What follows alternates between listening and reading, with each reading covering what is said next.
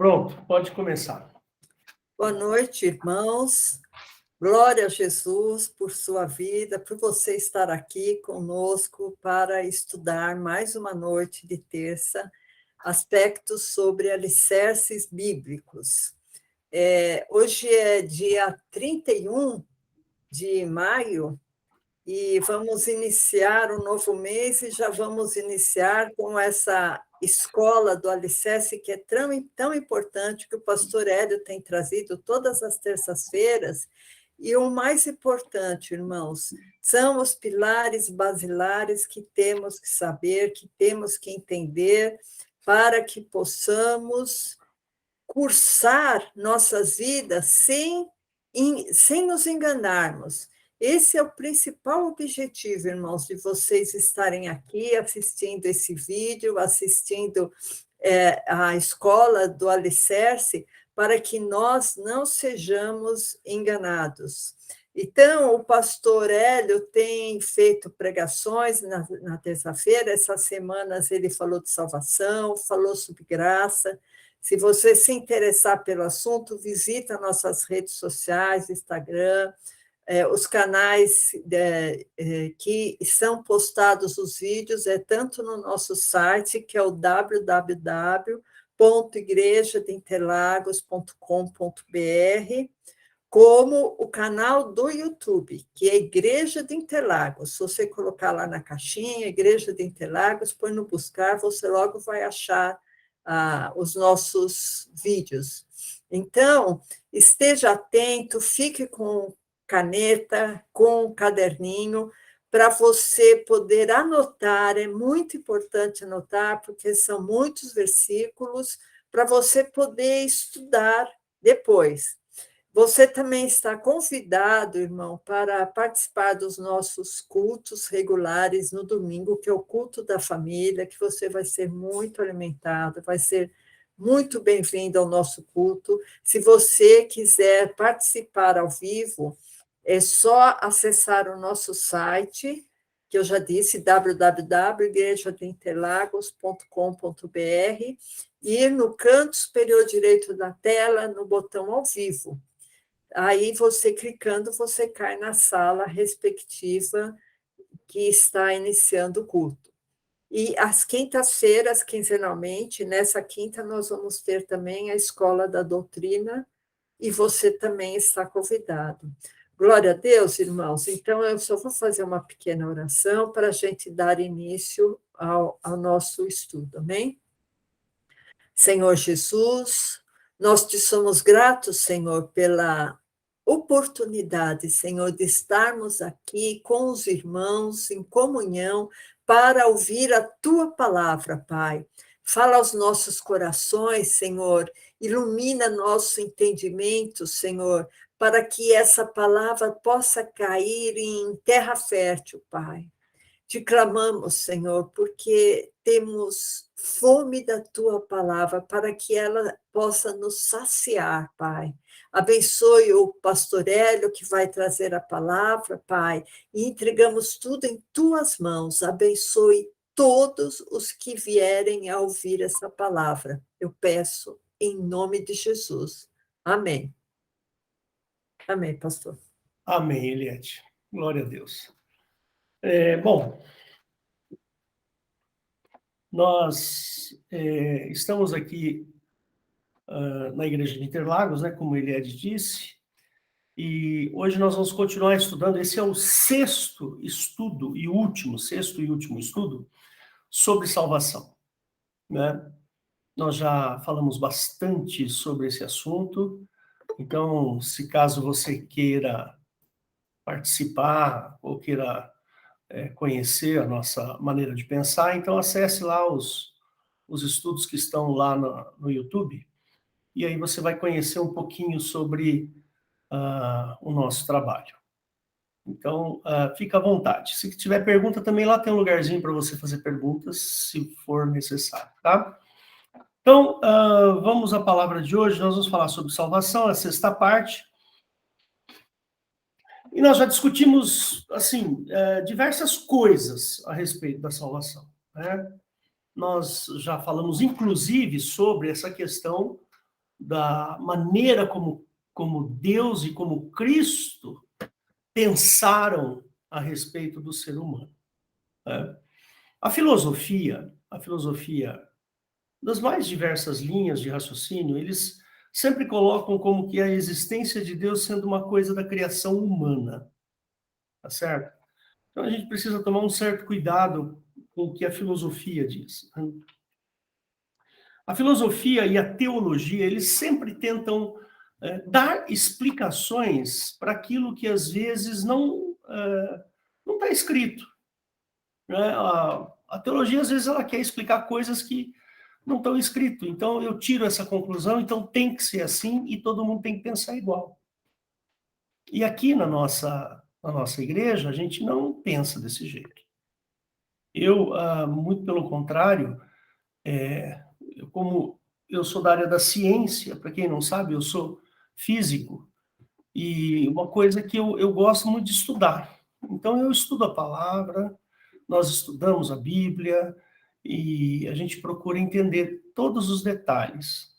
Nunca se esqueça que a teologia, ela sempre vai tentar dar uma resposta para alguma coisa que não está escrito ou tentar, a partir de uma ideia, né, fazer com que os versículos bíblicos sejam até distorcidos. Então, precisamos tomar muito cuidado, tá bom?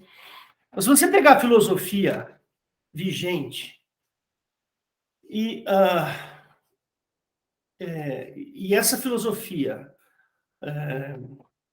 estruturar o teu pensamento, se a filosofia que você conhece, sei lá, a filosofia do Jung ou a filosofia do Platão, de quem quer que seja, se você vai lá, estuda filosofia, tal, não sei o quê, e aí você escolhe uma forma de pensamento e aquilo tem a tendência de moldar a maneira de nós pensarmos.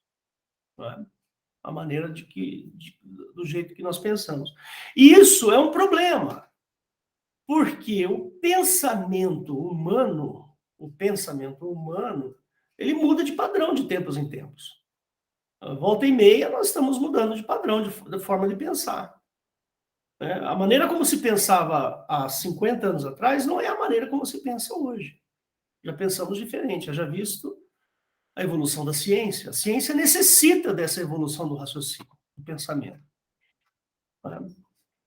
Mas a vida espiritual humana não muda. Essa é a questão.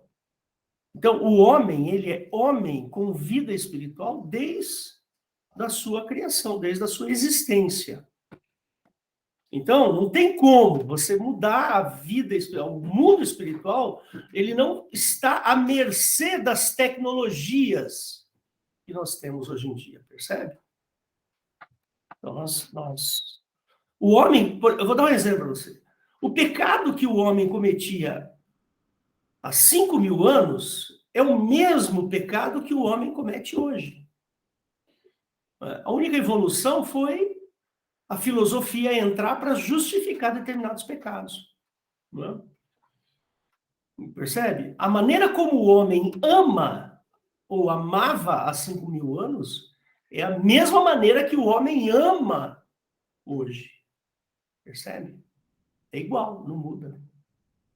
E o ser humano continua a mesma pessoa. O que mudou é a maneira de enxergar, é a maneira de olhar e a maneira de concluir determinadas coisas. Por que eu estou falando tudo isso?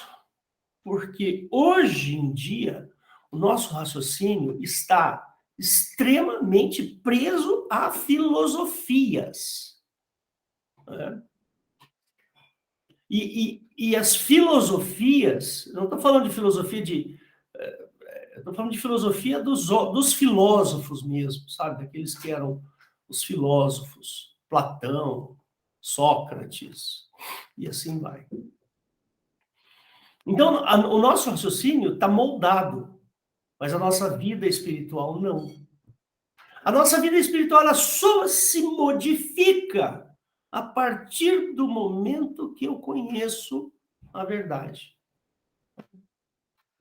Então, eu já expliquei aqui, neste púlpito, e eu já falei nesse púlpito, por que que eu acredito em Deus e por que que eu acredito em Jesus Cristo. Vai, procura lá.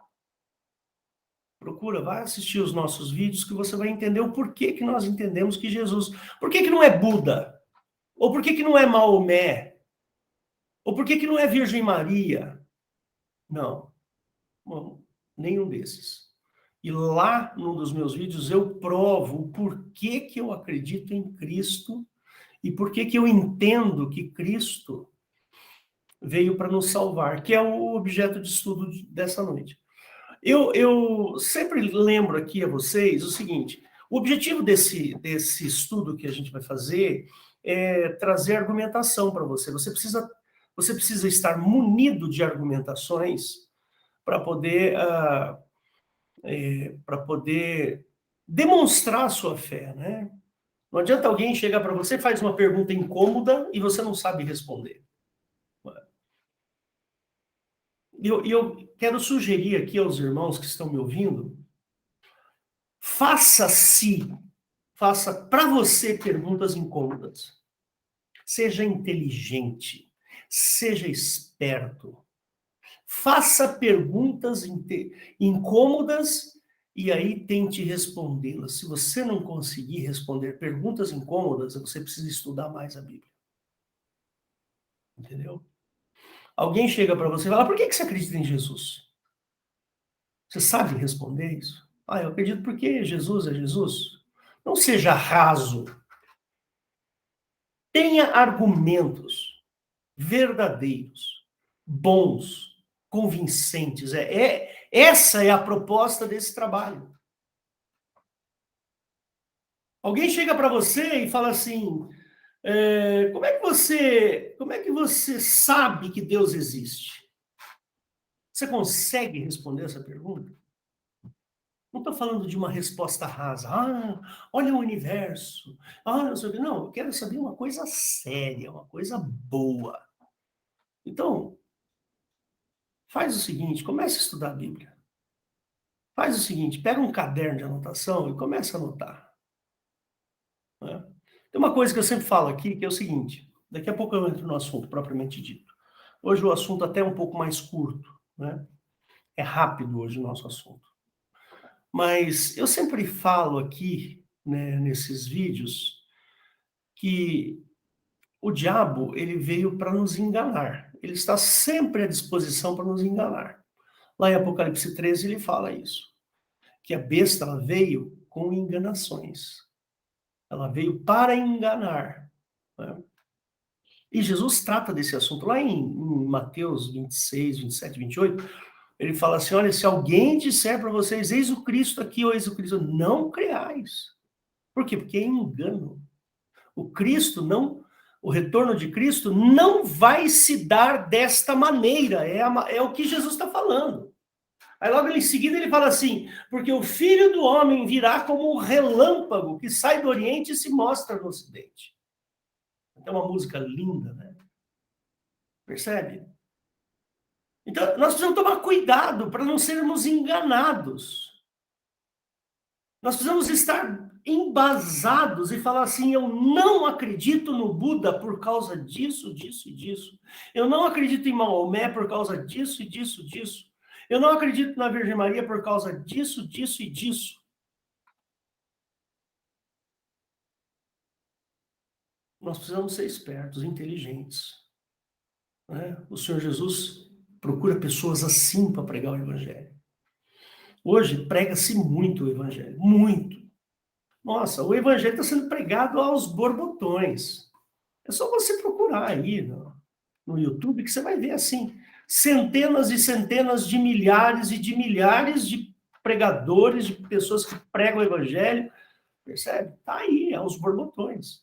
E a Bíblia fala, hein, que o Evangelho seria pregado a todas as nações. E então, né, depois que fosse pregado a todas as nações, aí Jesus Cristo voltaria. Então, eu acho que a internet ela está sendo esse canal aí, de pregar o Evangelho para todo mundo. Daqui a pouco Jesus está aí, está de volta. Então, só toma cuidado, porque tem muita gente falando besteira, mas muita besteira, é besteira demais.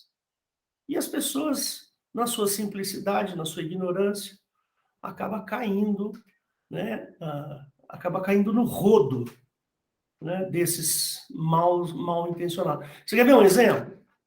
Teve um pastor aí que supostamente levou uma facada, não sei aonde, e aí o sangue dele foi colocado num lençol, e esse lençol foi costurado lá num lençol maior ainda. Então, quando esse lençol gigante passava pela igreja, com o sangue do pastor, né, passando pela igreja, as pessoas passando por baixo, assim, elas iam sendo curadas, iam sendo restauradas. Quer dizer, o sangue do pastor é mais forte, é melhor do que o sangue de Cristo. Percebe? Vocês veem como é que estão falando besteira. Tem gente, tem igreja pregando aí a prosperidade. Prosperidade. Não, porque você tem que ganhar muito dinheiro. Você não pode ser pobre. Dá o dízimo aqui que nós vamos orar e você vai ganhar muito dinheiro. Se você der 1.000, você vai ganhar 10.000. Se você depositar aqui 10.000, você vai receber 100.000. 1.000.000. Aonde está escrito na Bíblia?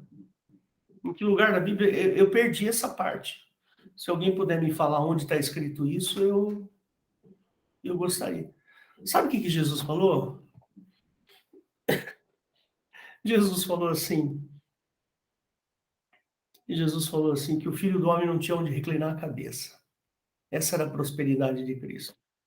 Jesus falou assim: a minha comida é fazer a vontade do meu Pai. E quando ele falou ali, a minha comida é fazer a vontade do meu Pai, ele estava dizendo assim: a minha riqueza é fazer a vontade. Eu sou o homem mais alimentado do mundo. Eu sou o homem mais rico do mundo, porque eu faço a vontade do Pai. Esta é a minha riqueza. Não é ter carro importado. Outro dia eu estava vendo uma BMW, a BMW lançou uma BMW aqui no Brasil, que custa 5.800.000 reais. Percebe? É mole. Um carro custa 5.800.000 reais. E tem gente que deseja um carro desse. Né? Deseja. Não caia nesse engodo, meu irmão. A salvação, ela vem por meio da fé. Lá, numa das cartas lá de Paulo, ele fala assim, ó, se tendes o que comer e com o que se vestir, estejais com isso contentes. Essa é a nossa alegria. A nossa riqueza, a nossa alegria está ao lado do Senhor Jesus. A nossa vida escondida nas mãos de Cristo. Isso aqui é muito legal. Isso que é muito bacana. Isso aqui, ó, minha casa. Tá vendo minha casa aqui? Minha casa. O dia que eu morrer, isso aqui vai ficar. Eu não vou levar. Tá? Vai ficar. Percebe? E eu não sou melhor ou eu sou pior porque eu tenho essa casa. Não.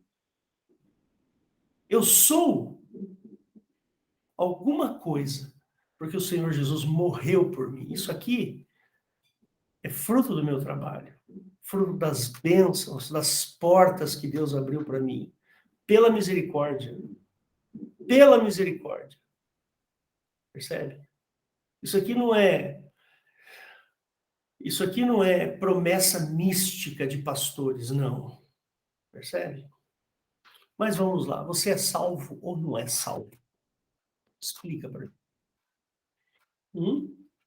Se você falar que não é salvo, então a obra do Senhor Jesus não teve efeito. Se você falar que é salvo, você pode pensar assim, puxa, eu estou sendo arrogante se eu disser que eu sou salvo.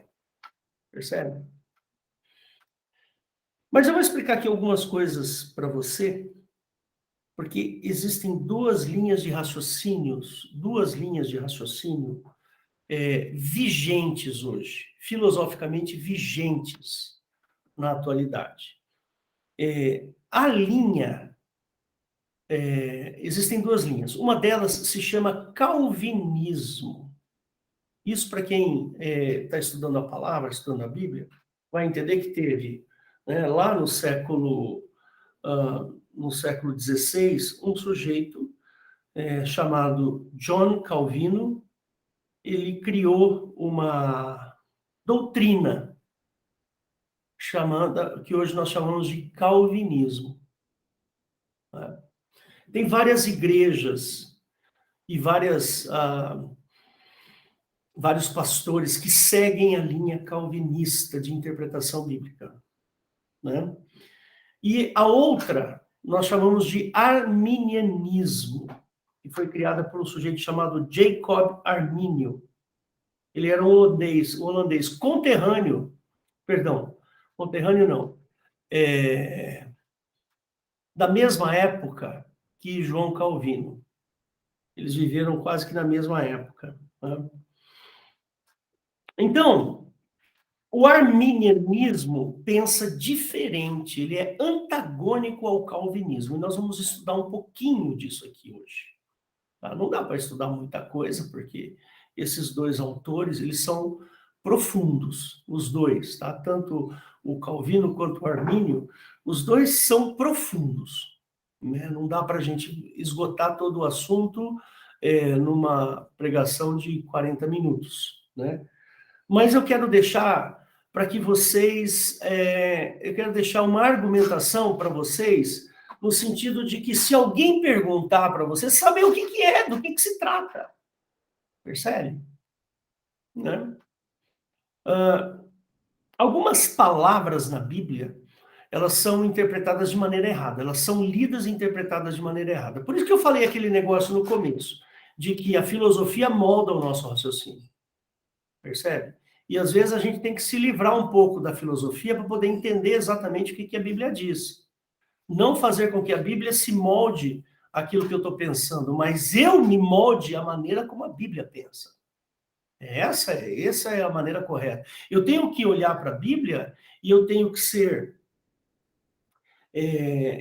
sincero o suficiente em olhar para o que está escrito e ver o que é que isso está me ensinando. E não simplesmente olhar para um versículo e falar assim, vamos ver aonde esse versículo se encaixa da maneira como eu penso. Entendeu? É isso que eu estou dizendo para vocês. Nós precisamos aceitar o que a Bíblia está dizendo e não fazer com que ela se encaixe naquilo que nós estamos pensando. Isso é um erro brutal, grotesco. E é exatamente o que a teologia costuma fazer com a gente. A teologia moldou um jeito de pensar e aí você tem que pensar daquele jeito. Tá bom? Então vamos lá. Primeiro, lembrando que a nossa linha de raciocínio é arminianista. Nós somos arminianos, mas eu vou te explicar o porquê que a gente está mais para esse lado do que do Calvino. Daqui a pouco a gente chega lá. Como nós vimos nos estudos anteriores, a salvação ela existe, né? E nós precisamos conservar a salvação. E tomar um certo cuidado com algumas palavras na Bíblia para não mudar essas palavras ao nosso raciocínio, tá certo? Ok, então vamos lá. Queria analisar alguns versículos aqui com vocês. Eu queria que você pegasse uma caneta e um lápis, uma caneta e um caderno, um lápis e um caderno, e anotasse, porque alguns versículos eu não vou conseguir ler todos aqui, senão não vai dar tempo. E aí você, por favor, sente depois e estude. Isso aqui é uma escola, não esqueça disso.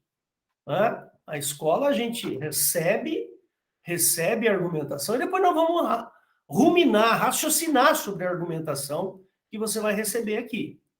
Tá ok? Então vamos lá. Primeiro, vamos analisar algumas situações. Você já deve ter ouvido falar assim que alguém desviou-se da fé. Ou alguém se desviou do evangelho. Né? Você já deve ter ouvido falar nisso aí. O sujeito lá era crente e tal, estava super bem. Aí, de repente, ele se encantou com alguma coisa da vida, passou a não ir mais para a igreja, passou a não crer mais, deu abertura para alguns pecados, e aí a vida dessa pessoa se torna uma vida igual a uma pessoa que não é crente. Né? Isso acontece demais, acontece muito. Né? E esse termo desviado não existe no Evangelho, é um termo que não está escrito na Bíblia. Mas existem alguns termos que se assemelham a ele, e nós precisamos, eventualmente, entender alguns deles, para ver se não se encaixa. Tá? Então, no Novo Testamento, o Novo Testamento nos adverte contra esse tipo de atitude. Né? Mas ele usa outros termos. Então, o primeiro termo que eu quero colocar para você, anota aí. Mateus 24, 12. Vamos até abrir alguns aqui para você, para a gente ver. Não vou abrir todos, não. Só um segundinho que eu vou abrir a minha Bíblia eletrônica aqui. Tá? Só um segundinho que ela está abrindo. Mas abre, vê aí, Mateus 24, 12. Oh, meu Deus, está lento aqui, viu? Vamos lá, meu filho, abre aí. Eu vou usar uma Bíblia eletrônica chamada eSword. A palavra sword em inglês significa espada, tá bom? Então, vou aqui colocar o eSword para vocês e eu vou abrir lá em Mateus 24, 12. Mateus 24, verso 12. Ele fala assim, ó.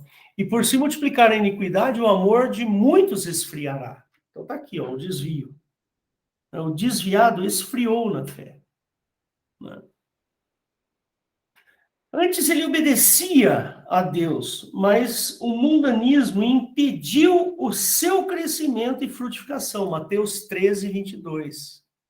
É aqui mesmo, vamos lá, Mateus 13, 22. Ele fala assim, olha lá, ó. E o que foi semeado entre os espinhos é o que ouve a palavra, mas os cuidados deste mundo e a sedução das riquezas sufocaram a palavra e ficou infrutífera. Está aí. Então, agora, de agora para diante, você anota e você pesquisa, tá? Por favor. Então, o próximo seria a mão no arado, né? Então, o sujeito pôs a mão no arado e olhou para trás. Isso está em Lucas 6, verso 62. Anota aí para você ler depois, para você estudar. Olhou para trás, né? Pegou no arado, mas olhou para trás. Outrora, ele fora resgatado da cidade da destruição, mas como a esposa de Ló, voltou-se para trás. Voltou-se para lá. Anota aí. Lucas 17, 32. Vai estudar. Lucas 17, 32. Outrora estava em contato vital com Jesus, mas agora está fora de contato. Está seco, estéril, sente-se inútil espiritualmente. João 15, 6. Então, anota aí. João 15, 6.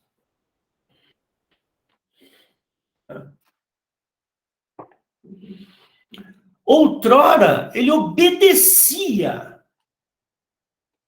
à voz da consciência, mas agora ele jogou fora a bússola que guiava.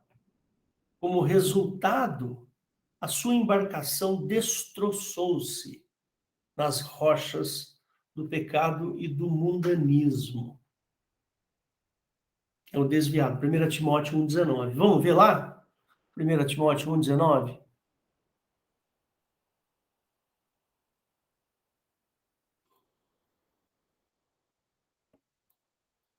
Espera aí que eu fiz besteira aqui. Pronto.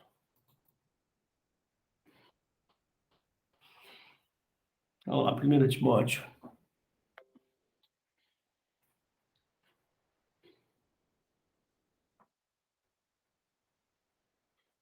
1,19.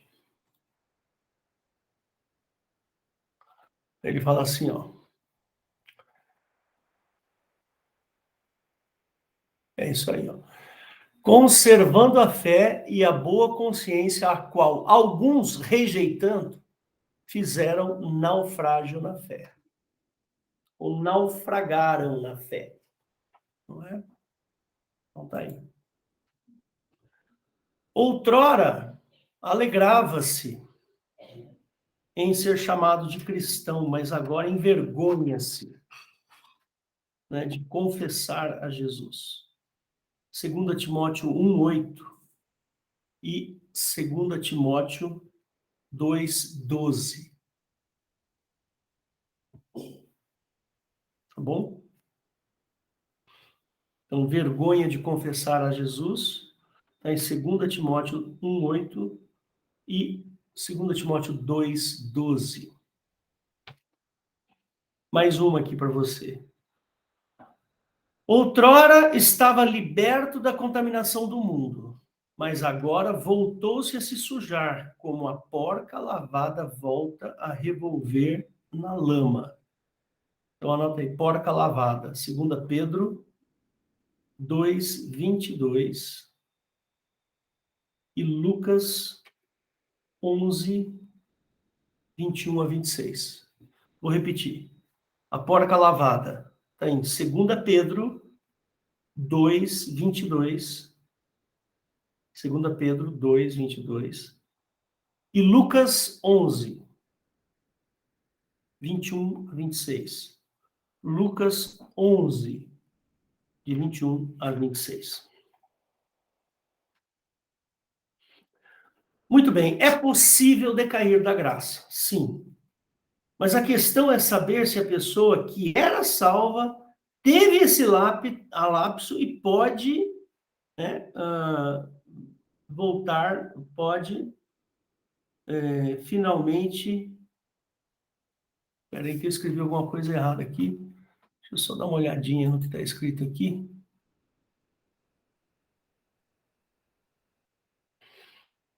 Pode finalmente perder-se. A tinta aqui da minha impressora ficou ruim. Então, só um segundinho. Então, é possível cair da graça, ou decair da graça. Mas a questão toda é saber se a pessoa que era salva e teve esse lapso pode finalmente perder-se. Então, é isso que a gente vai ver agora, nessas duas linhas de raciocínio. A primeira linha que eu vou mostrar para vocês é a linha do calvinismo. Lembrem-se que eu não vou esgotar aqui todo esse assunto, não, tá? Esse assunto é por demais complexo, muito complexo. Mas eu vou dar algumas argumentações para que você possa se defender eventualmente, né? É interessante a doutrina do Calvino, mas eu particularmente, não gosto, não, né? Porque o Calvino diz o seguinte, né? O John Calvino, que nasceu na França em 1509 e morreu em 1564, né?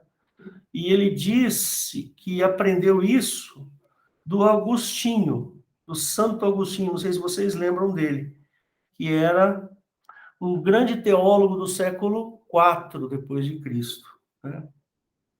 Então, pela doutrina calvinista, a salvação provém inteiramente de Deus, totalmente de Deus, né? E o homem não tem controle sobre a sua salvação.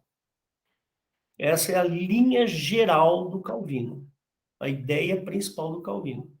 Então, o homem, Deus escolhe os salvos e escolhe os que serão condenados. Se você é salvo, a maneira como pensa Calvino, você nunca vai perder a sua salvação. Você pode viver a sua vida inteira, vamos supor que você viva aí 80 anos. Você vai viver ali 80 anos da maneira como você quiser e não vai perder a salvação. No último momento você vai ser salvo. É isso que pensa João Calvino. Ou seja, todos aqueles argumentos que eu dei anteriormente para você não tem valor nenhum. Né? Tá certo? E outra, o Calvino, ele se firma muito numa palavra chamada predestinação, né? A palavra predestinação na Bíblia, tem alguns versículos que falam sobre a predestinação, né?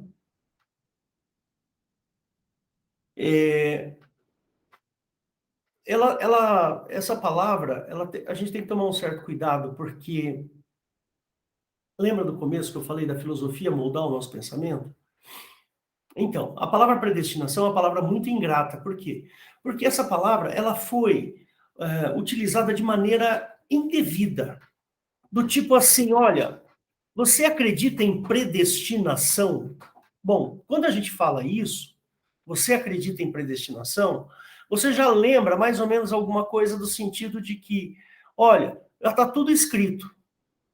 O que eu vou falar daqui a meia hora, o que vai acontecer daqui a um dia, daqui a 10 dias, já está escrito. Ainda que eu não queira, vai acontecer do jeito que está escrito. Então, essa é a linha principal da predestinação. Quando alguém fala assim, olha, o sujeito crê na predestinação, ou seja, ele acredita que tudo que ele faz está escrito e foi definido, está escrito em algum lugar no universo, e aquilo vai acontecer. Percebe? Então, essa é a tal da predestinação. Só que não é isso, não é assim, primeiramente, né, que foi definido. Isso aí é uma ideia da filosofia. É uma ideia filosófica, não é uma ideia cristã. Né? De maneira alguma. Na filosofia, acredita-se algumas linhas filosóficas, não estou dizendo que todas não. Talvez tem gente aqui até que entenda mais de filosofia do que eu. Eu não sou um versado em filosofia, não. Né? Mas a palavra predestinação na Bíblia, ela funciona de outra maneira, não é desse jeito, não. A palavra pre significa antecipadamente, ou previamente. E destinação significa destino. Tá certo? Vamos imaginar a seguinte forma, né? Que nem minha filha está fazendo odontologia. Até foi interessante, porque hoje ela tratou um dente meu, foi o primeiro dente que ela tratou inteiro, assim, estou super feliz por isso, né? Mas vamos pensar assim, minha filha entrou na faculdade de odontologia. Ora, se ela entrou na faculdade de odontologia, então ela está predestinada a ser dentista. Por quê? Porque ela está estudando previamente. E o fim de tudo isso que ela está fazendo vai ser uma determinada profissão. Qual é? Dentista. Percebe? Então, é nesse sentido a palavra predestinação. Percebe? Então, a predestinação não é essa de coisa que está escrita no universo, que o universo conspira, o universo não sei o quê. Esquece isso, não tem nada a ver. Percebe? Mas a palavra predestinação, por exemplo, Jesus morreu na cruz. Vou dar um exemplo para você. Jesus morreu na cruz. Ora, se ele morreu na cruz para salvar o homem, todo homem está predestinado à salvação. Mas não porque está escrito nas estrelas, não. Mas porque todo homem que aceita Jesus no coração e segue aqueles passos que a gente já falou sobre salvação, o destino dele vai ser o quê? O céu. Não é que alguma coisa está escrita. Ou seja, Deus criou um destino, um fim. Ele criou uma chegada para nós. Ele criou um determinado instante para a gente, que esse instante um dia vai chegar. Agora, quem quiser ir para lá, tome a sua decisão e vá até lá. Se você tomou uma decisão de ser cristão, então você está naturalmente destinado a chegar lá. É nesse sentido a predestinação. Você está entendendo a sutileza da argumentação aqui? Hã? Não está escrito nas estrelas, não. Não está escrito no livro de Deus. Deus não foi lá e escreveu cada ação, cada coisa, cada batimento, cada fio de cabelo, cada célula morta do seu corpo. Não, não é isso. Tem nada a ver. Percebe? Por exemplo, o sujeito mata o outro. Esse sujeito que matou, ele está predestinado a ir para a cadeia. Por quê? Porque se ele for pego, ele for julgado, ele vai ser levado para onde? Para um lugar chamado cadeia. Aí cumprir pena, entendeu? É assim a predestinação. Vamos abrir alguns versículos aqui que embasam a doutrina do Calvino, tá certo? João 10, 28 e 29. Vamos lá. Vou pôr aqui para vocês. Só um segundo. Vamos lá. Você vai perceber que existem algumas incongruências aqui, interpretações complicadas.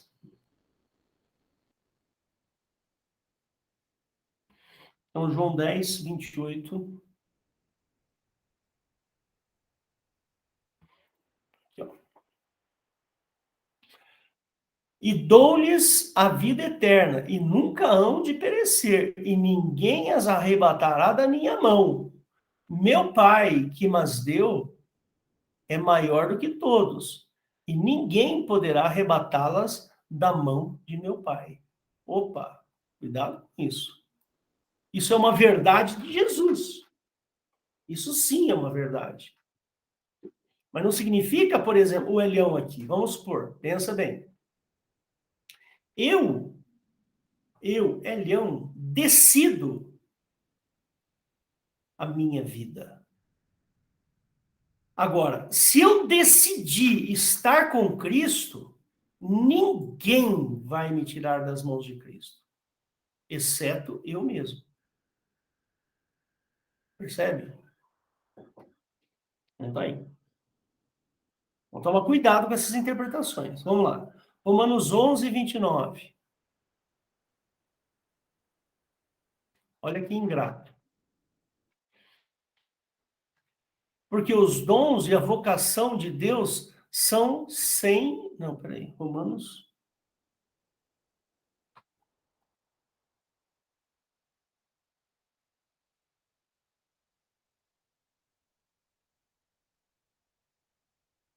Acho que eu anotei errado aqui, meus irmãos.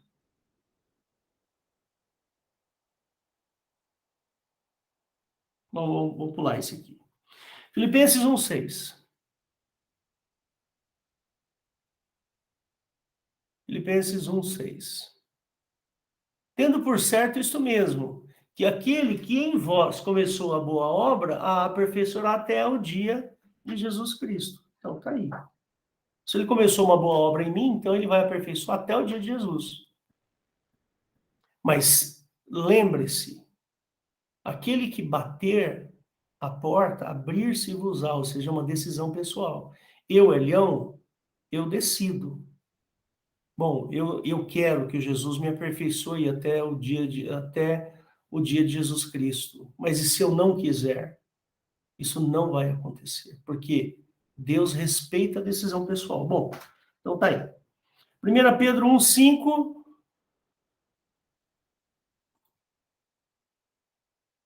Então ele fala assim, que mediante a fé estáis guardados na virtude de Deus para a salvação, já prestes para se revelar no último tempo. Então, tá aí. Mais uma. Romanos 8:35.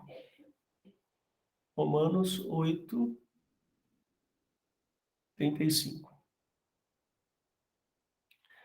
Quem nos separará do amor de Cristo? A tribulação, a angústia, a perseguição, a fome, a nudez, ou o perigo, ou a espada? Você percebe que todos esses elementos que ele está colocando aqui são externos à vontade do homem.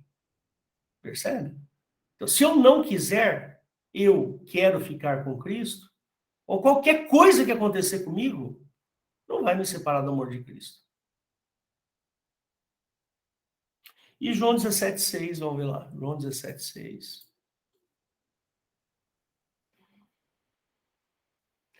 Manifestei o teu nome aos homens que do mundo me destes. Eram teus, e tu nos deste. E guardaram a tua palavra. Então tá aí. Quem que guardou a tua palavra? Os homens que optaram. Percebe? Pela opção. Nunca se esqueça lá de João 1:12, né? Acho que Calvino esqueceu de ler, ó. Mas todos quanto receberam, ou seja, tomaram a decisão de receber a Cristo. Essa é a questão toda. Né? Deu-os poder para serem feitos filhos de Deus. Né? Então, essa é a questão toda. E justamente o Armínio, ele vem rebater essa ideia de que o homem está predestinado, daquela maneira que eu falei para vocês, né? Está escrito nas estrelas que o homem está salvo, aquele que está salvo, está salvo. Então, se eu, Hélio, por exemplo, vamos supor que eu não sei se o meu nome está nesse livro aí do Calvino. Ah, se ele não estiver no livro do Calvino, eu estou perdendo tempo aqui com vocês. Percebe? Estou perdendo tempo. Por quê? Porque eu estou dedicando a minha vida ao Evangelho e meu nome não está lá. Por quê? Porque eu não tenho acesso a esse livro. Percebe? Vocês estão entendendo chegar? Eu preciso ter acesso a esse livro para saber se meu nome está lá. Se o meu nome não estiver lá, eu vou parar de pregar o Evangelho. Né? Vou parar. Não que pregar o Evangelho seja algo ruim, mas eu estaria fazendo algo em vão, nesse sentido. Né? Mas vamos então ao arminianismo. Arminianismo foi criado por um sujeito chamado Jacob Arminio, na Holanda. Ele nasceu na Holanda em 1560 e morreu em 1609. Ele não viveu muito tempo, não, né? Então, olha lá, 49 anos, né? Pouco tempo de vida. Pela doutrina do Armínio, né, a vontade de Deus é que todos sejam salvos. Porque Cristo morreu por todos. Então, essa é a vontade de Deus. Quando Jesus foi para aquela cruz, ele foi para a cruz para que todos os homens tivessem a possibilidade da salvação. Então, é a vontade de Deus. O que é que Deus quer? Quer que todos se salvem. Mas todos se salvarão? Não. Eu preciso escolher. Eu tenho que ter o poder de escolha. Isso que eu acabei de falar, anota aí. Anota aí. Então, vamos lá. Escreve assim, ó. Deus quer que todos sejam salvos. Escreve aí. Deus quer que todos sejam salvos. Aonde está escrito isso? Está escrito em 1 Timóteo 2, 4 a 6. Anota aí. 1 Timóteo 2, 4 a 6. Hebreus 2, 9.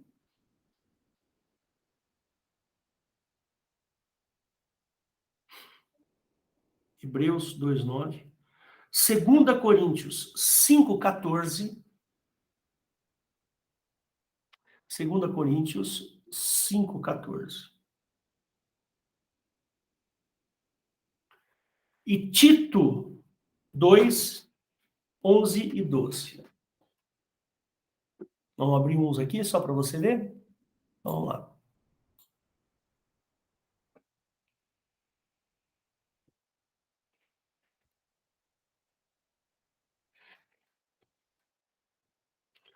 Vamos lá. 1 Timóteo 2.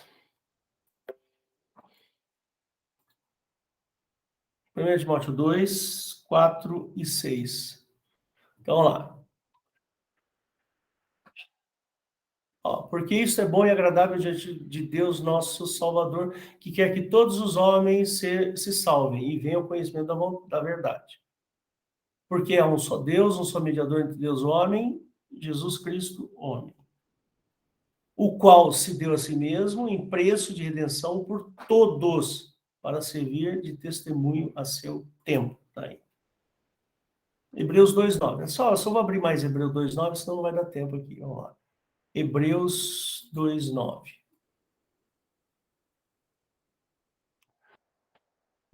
Vemos, porém, coroado de glória e de honra aquele Jesus que fora feito um pouco menor do que os anjos por causa da paixão da morte, para que, pela graça de Deus, provasse a morte por todos. Esse verso é maravilhoso. Né? Maravilhoso. Muito bem, depois vocês leem o restante. Embora a salvação é a obra de Deus, né, absolutamente livre e independente das nossas boas obras ou méritos, o homem, em certas condições... A impressora deu problema aqui, viu? O homem tem certas condições a cumprir. Vou repetir. Embora a salvação é obra de Deus, absolutamente livre e independente de nossas boas obras ou méritos, independente. Mas, mesmo assim, o homem tem que cumprir algumas condições. O homem pode escolher aceitar ou rejeitar. Eu posso aceitar ou rejeitar. A primeira condição é aceitar. Percebe? Não tem mérito nisso. Mérito nenhum. Eu aceito pela fé. A palavra predestinação, que está em Romanos 8, 28, perdão, Romanos 8, vamos abrir lá? Esse eu quero abrir. Romanos 8.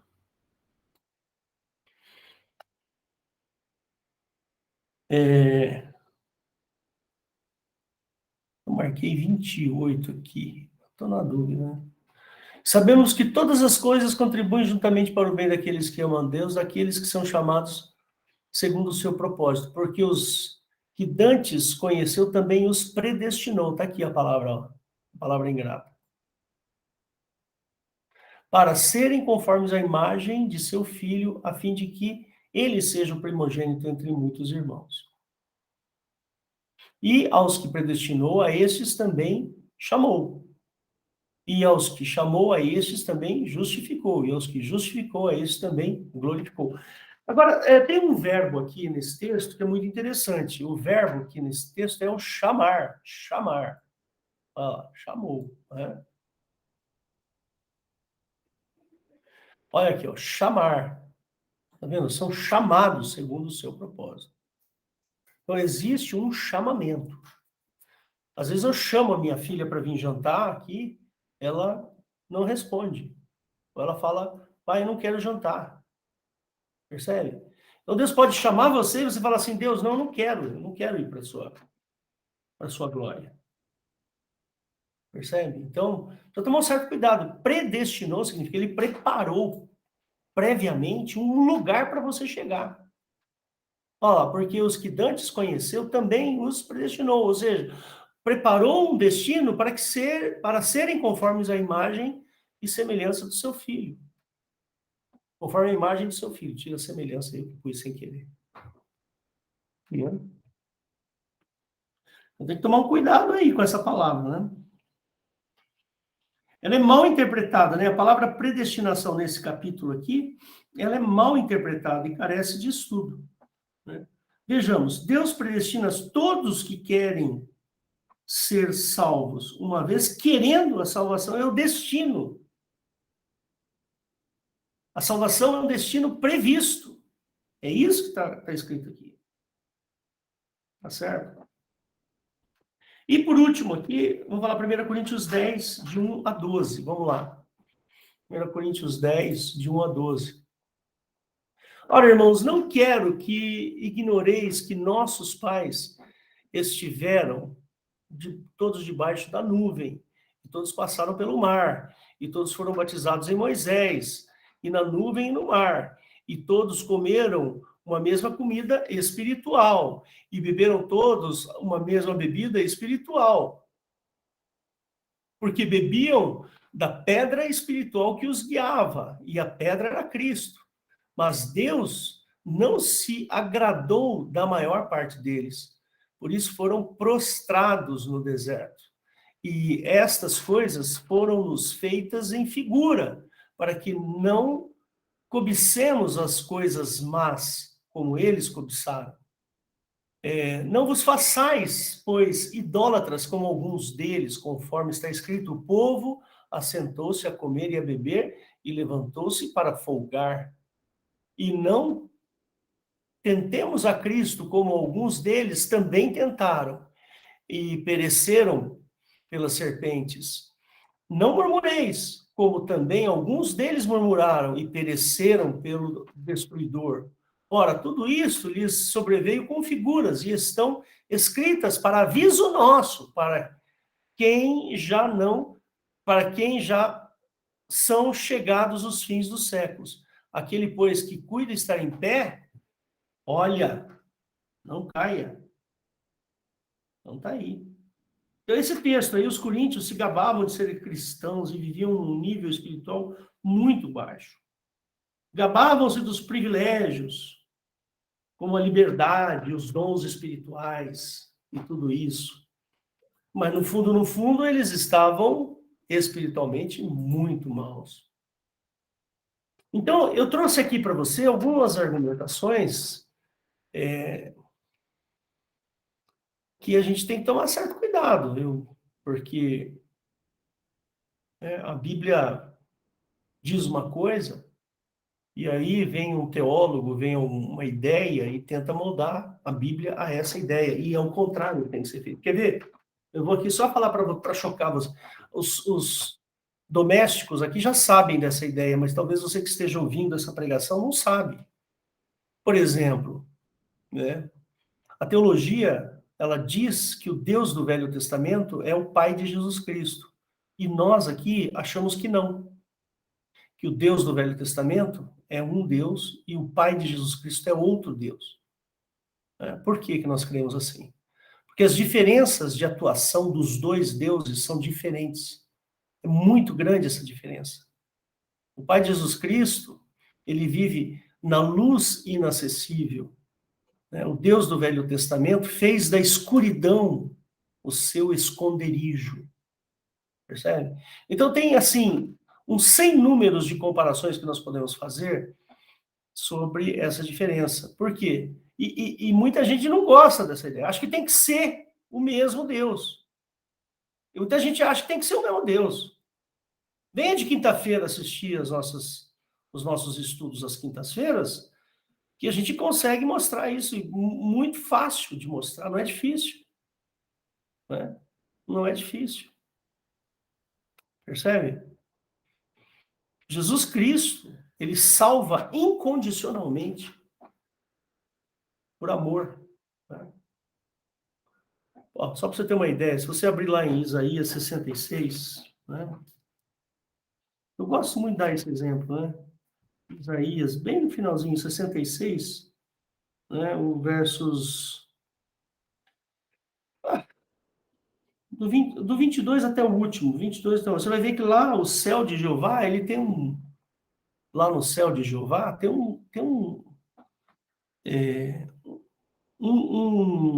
um verme que nunca morre, um fogo que nunca se apaga. E aí você vai lá em Lucas, acho que lá no capítulo 5 de Lucas, não me falha a memória, deixa eu só ver aqui.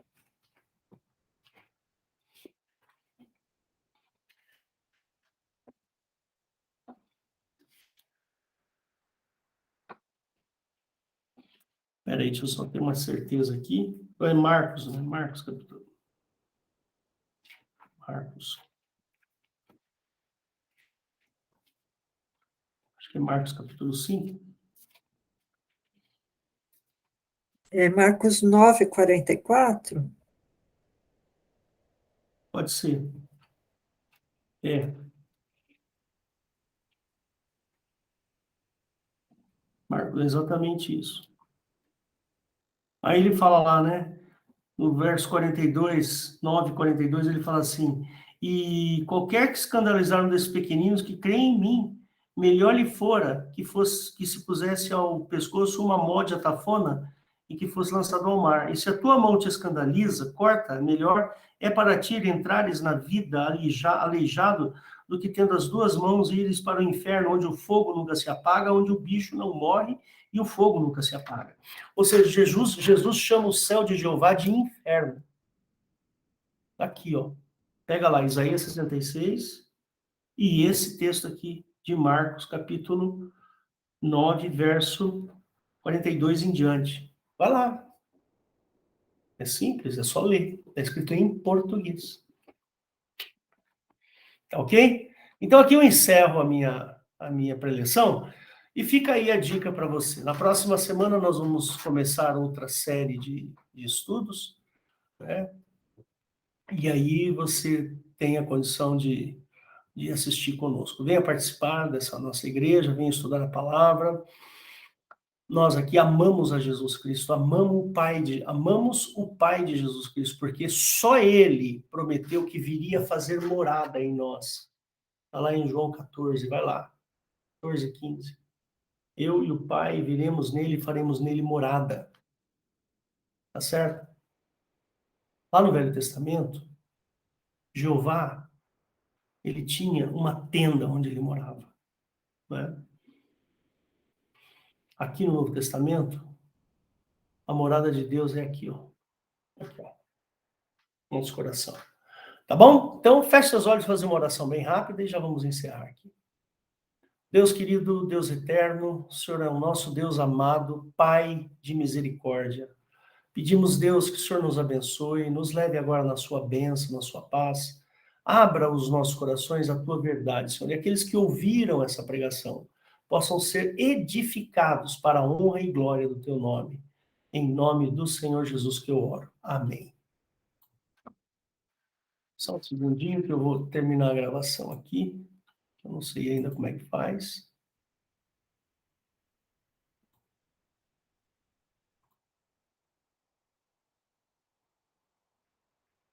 Ixi, aquela hora eu tinha parado a gravação. Stop, pronto. Achei.